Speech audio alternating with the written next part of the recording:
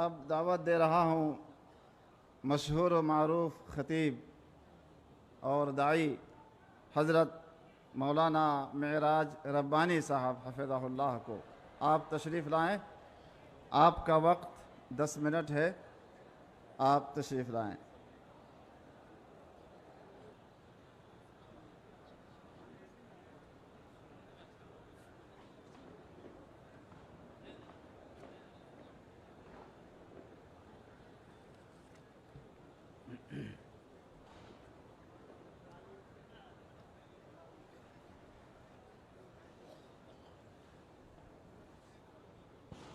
السلام عليكم ورحمة الله وبركاته. إن الحمد لله نحمده ونستعينه ونستغفره ونؤمن به ونتوكل عليه ونعوذ بالله من شرور أنفسنا ومن سيئات أعمالنا. من يهده الله فلا مضل له ومن يضلل فلا هادي له، وأشهد أن لا إله إلا الله وأشهد أن محمدًا عبده ورسوله. أما بعد، فإن خير الحديث كتاب الله، وخير الهدي هدي محمد صلى الله عليه وسلم، وشر الأمور محدثاتها، وكل محدثة بدعة، وكل بدعة ضلالة، وكل ضلالة في النار. قال تعالى: يا أيها الذين آمنوا اتقوا الله حق تقاته ولا تموتن إلا وأنتم مسلمون. يا أيها الناس اتقوا ربكم الذي خلقكم من نفس واحدة وخلق منها زوجها وبث منهما رجالا كثيرا ونساء، واتقوا الله الذي تساءلون به والأرحام إن الله كان عليكم رقيبا. يا أيها الذين آمنوا اتقوا الله وقولوا قولا سديدا يصلح لكم أعمالكم ويغفر لكم ذنوبكم، ومن يطع الله ورسوله فقد فاز فوزا عظيما. اللهم صل على محمد وعلى آل محمد كما صليت على إبراهيم وعلى آل إبراهيم إنك حميد مجيد. اللهم بارك على محمد وعلى آل محمد كما باركت على إبراهيم وعلى آل إبراهيم إنك حميد مجيد. معزز علماء کرام، صدر کانفرنس، سامعین اعظام، نوجوان دوستوں، بزرگوں اور بھائیوں، آج کی اس عظیم الشان کانفرنس جو مرکزی جمعیت اہل حدیث ہند کے زیر اہتمام اس تاریخی مقام رام لیلا گراؤنڈ دہلی کے اندر منعقد ہو رہی ہے، اس میں جس موضوع پر مجھ ناچیز کو چند کلمات کہنے کا حکم ملا ہے وہ موضوع ہے انسانیت کو درپیش مسائل اور اسلامی تعلیمات۔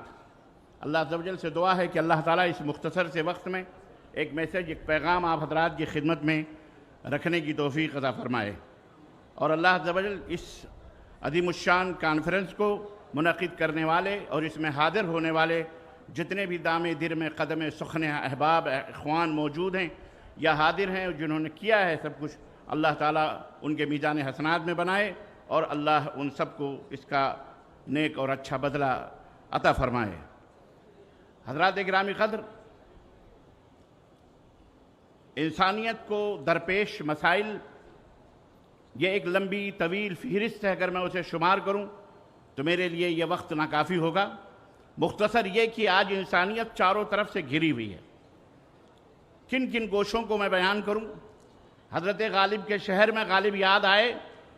تو ان کا ایک شعر دماغ میں آیا کہ ہم کن کن مسائل سے الجھ رہے ہیں اور کیا کیا مسائل عالمی طور پر انسانیت کو درپیش ہیں۔ تو غالب نے اسی سرزمین دہلی میں کہا تھا کہ ایک دو زخم نہیں جسم ہے سارا زخمی، ایک دو زخم نہیں جسم ہے سارا زخمی، درد بیچارہ پریشاں ہے کہاں سے نکلے۔ کہاں سے اور کس انداز سے میں آپ حضرات کی خدمت میں مسائل کا ذکر کروں؟ اس وقت عالم انسانیت ایک ایسے دور سے گزر رہی ہے جہاں بظاہر سائنس اور ٹیکنالوجی کی ترقی ضرور ہے، جہاں ہر طرف چمکتی ہوئی کاریں اور روشنیوں کا یہ چھماکہ ہمارے سامنے ضرور موجود ہے، انسانی زندگیوں کی آسانیاں اور آسائشیں موجود ہیں، یقیناً موجود ہیں، اور اس کے باوجود بھی انسان بے چین ہے، بے قرار ہے، پوری انسانیت سسک رہی ہے، کراہ رہی ہے، ترس رہا ہے انسان سکون کے لیے۔ آج افراد اور معاشرے اخلاقی زوال کا شکار ہو چکے ہیں، مادہ پرستی عروج پر ہے، خاندان بکھرے ہوئے ہیں، بچے اپنے باپ سے بکھرے ہوئے، خدائی رہنمائی سے عاری یہ گونگی بہری اندھی جمہوریت ڈیموکریسی بڑھتا کرپشن، بڑھتی غربت اور بے روزگاری کا یہ بھوت، عدل و انصاف کا فقدان، عالمی بدامنی، ماحولیاتی بحران، فرقہ وارانہ دہشت گردی، منافرت، عداوت، وسائل زندگی پر گونگوں بہروں کا تسلط اور ان کا قبضہ، صحت کے بڑھتے مسائل، عدم مساوات، علاقائی، نسلی اور مذہبی بنیادوں پر تعصبات، دہشت گردی اور ماب لنچنگ، اس کی مختلف قسمیں اور شکلیں، الغرض آپ شمار کرتے جائیے، یہ تمام سب چیزیں آج ہمارے دنیا کے اندر عالم انسانیت کو درپیش ہیں۔ اس طرح کے سینکڑوں مسائل آج ہمارے سامنے ہیں جس میں عالم انسانیت نے جس میں عالم انسانیت جکڑی ہوئی ہے۔ ایک ہنگامے محشر ہو تو بھولوں اس کو، ایک ہنگامے محشر ہو تو بھولوں اس کو، سینکڑوں باتوں کا رہ رہ کے خیال آتا ہے۔ ان مسائل کے حل کرنے کے لیے افراد بھی ہیں، وسائل بھی، انسان بھی کھڑا ہو رہا ہے اور انسانی ادارے بھی موجود ہیں، لیکن کسی شاعر نے کہا تھا کہ مریض عشق پہ لعنت خدا کی، مرض بڑھتا گیا جوں جوں دوا کی۔ عزیزان ملت اسلامیہ، ان تمام ماحول میں بالکل اختصار کے ساتھ آتش کو بتاؤں میں تقدیر امم کیا ہے، اسلامی تعلیمات ہم کو کیا آواز دیتے ہیں۔ آج سے 1450 برس پہلے یا 1500 برس پہلے محسن انسانیت رحمت للعالمین سرور کائنات حضرت محمد الرسول اللہ صلی اللہ علیہ وسلم نے، آپ کو یاد ہونا چاہیے،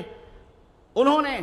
حلف الفضول کے نام پر نبوت و رسالت حاصل کرنے کے بعد بھی اس معاہدے کو یاد فرماتے تھے۔ 20 سال کی عمر میں آپ نے حلف الفضول کے اندر جو معاہدہ ہوا تھا، فضول یہ فضل سے، فضل کی جمع فضول، 3 فاگ مل کر کے ایک جمع ہوا، وہ لوگ جو تھے آپس میں قتل و غارت گروانے، وہ فضل نام تھا، اسی حساب سے ان کو فضول کا نام دیا گیا، اور ایک معاہدہ امن ہوا تھا، مکے کی سرزمین پر ایک معاہدہ ہوا تھا، تمام کفار مکہ، قریش اور تمام قبیلے جمع ہو کر کے، جس میں نبی کائنات بھی 20 سال کی عمر میں آپ نے اس معاہدے کے اندر شرکت کی تھی، اور آپ نے اور اس کا معاہدے کی چند بنیادیں تھیں۔ نمبر 1، ہم ایک دوسرے کے گردنوں کو بلا وجہ نہیں ماریں گے، عدل و انصاف قائم کریں گے، امن و سلامتی کے لیے قربانیاں پیش کریں گے، اور ایک دوسرے کی عزت و آبرو سے ہم کھلواڑ نہیں کریں گے۔ اس طرح کے چند اصول اور قواعد تھے جس میں نبی کائنات صلی اللہ علیہ وسلم بھی شریک تھے، اور جب آپ نبی بنائے گئے اس وقت بھی آپ یہ کہتے تھے، یاد کرتے تھے اس معاہدے امن کو، کہ آج بھی اگر دنیا اس معاہدے کو قائم کرتی ہے تو میں چاہوں گا کہ میں اس کا ایک ممبر بنوں اور میں اس کے اندر شریک ہوں۔ عزیزان ملت اسلامیہ، پوری عالم انسانیت بہرحال جو کر رہی ہے، لیکن ہمارے بھارت کے اندر ہم مسلمانوں کو چاہیے کہ نبی کائنات صلی اللہ علیہ وسلم کے اس آرزو کو، اس تمنا کو، ہمیں اللہ تبارک تعالیٰ نے ایک خوبصورت سا ملک بھارت دیا ہوا ہے، ہندوستان دیا ہوا ہے، اس ہندوستان میں رہنے کا سلیقہ سیکھیں، طریقہ سیکھیں۔ ہمارے چاروں طرف مختلف مذاہب، مختلف ادیان اور ملل کے لوگ رہتے ہیں، ہمیں ان کے ساتھ کیسا تعامل کرنا چاہیے، کیسا رہنا چاہیے۔ حلف الفضول کا کہ یہ اصول اور ضابطے علماء کرام موجود ہیں، میں اس کی تفصیلات نہیں بیان کر سکتا، لیکن میں اشارے سے بات کر رہا ہوں۔ میں چاہوں گا کہ ہندوستان کے گوشے گوشے میں اس معاہدے امن کو خطبات کے ذریعے، کتابت کے ذریعے، تقریروں کے ذریعے، جلسات کے اندر، کانفرنسز کے ذریعے دنیا کے اندر پھیلایا جائے کہ ہم اس ملک کے اندر امن و شانتی کے ساتھ کیسے رہیں۔ ہمارے درمیان مسلم بھی ہیں، سکھ بھی ہیں، عیسائی بھی ہیں، بدھسٹ بھی ہیں، جین بھی ہیں، غیر مسلموں کی ایک کثیر تعداد ہے۔ ہمیں اگر امن ہے، لینا ہے، تو حلف الفضول کے طریقے پر ہمیں بھی بھارت کے اندر ایسے معاہدے امن قائم کرنے ہیں۔ محلے محلے، شہر شہر، جس طرح ہم جمعیتیں قائم کرتے ہیں، اسی طرح ہمیں گلی کوچوں میں کمیٹیاں قائم کرنا چاہیے۔ چاہے کسی کا بھی تیوہار آئے، چاہے کسی کی بھی عید آئے، ایک خون کا قطرہ نہیں گرنا چاہیے۔ تیوہار اس لیے نہیں آتے کہ دہشت اور اس کے ذریعے رعب پھیلایا جائے، تو کسی کے پوجا اور عبادت کا مقصد یہ نہیں ہوتا کہ دنیا چیخے، کراہے، تڑپے اور یتیم ہو جائے اور عورت جو ہے بیوہ ہو جائے۔ اس لیے نہیں تیوہار آتے، خوشی و مسرت کا پیغام لے کے آتے ہیں۔ لیکن آج بھارت کا ماحول ایک ایسا بنا دیا گیا ہے کہ جس کے اندر جب کوئی بھی کسی کا تیوہار آتا ہے تو رونگٹے کھڑے ہو جاتے ہیں، کلیجے دہل جاتے ہیں، پسینے آتے ہیں، خوف و دہشت کا ایک ماحول ہوتا ہے، گھروں کے اندر لوگ بند ہو جاتے ہیں۔ وجہ کیا ہے؟ مسلمانوں تمہارے پاس وہ نسخہ کیمیا موجود ہے، وہ نسخہ کیمیا محمد الرسول اللہ صلی اللہ علیہ وسلم کا وہ عہد اور پیمان تھا جو 20 برس کی عمر میں اس چاہت کو آپ نے حلف الفضول میں دیکھا تھا، اور نبی بنانے کے بعد بھی آپ اس کو یاد کر رہے تھے۔ آج کی میری تقریر کا اشارہ اور کنایہ وہی حلف الفضول کے وہ امن اور شانتی برپا کرنے کے ضوابط اور اصول ہیں۔ آج ہمیں بھی محلے محلے میں امن کمیٹی قائم کر کے، پولیس اسٹیشنوں سے مل کر کے، یہاں کے لوگوں ذمہ داروں سے مل کر کے، وہ ہندو ہو مسلم ہو کہ کوئی بھی ہو، تمہارا تیوہار آتا ہے، ہمارے 15-20 نوجوان ساتھ میں رہیں گے، جو آپ کے تیوہار کے اندر کوئی بھی گڑبڑی اور بدامنی پیدا ہوگی تو ذمہ دار ہم ہوں گے۔ پولیس کا ہاتھ بٹائیے، پولیس کے کندھے سے کندھا ملا کر کے، کسی کا بھی جلسہ ہو، کسی کے بھی جلوس ہو، کسی کے بھی عبادت کے مقامات ہو جہاں بھیڑ جمع ہوتی ہو، وہاں ہم مسلمان بھائیوں ہم بھی اپنی ایک خدمات پیش کریں، تاکہ ہمارا کوئی بھی ملک کے اندر کوئی سسکیاں نہ ہو، کوئی چیخ نہ ہو، کوئی بیوہ نہ ہو، کوئی یتیم نہ ہو، کوئی بیچارہ رونے والا، اس طرح کے خون کی ندیاں نہ بہائی جائیں۔ یہ آج کے اس کانفرنس کا احترام انسانیت سیکھو،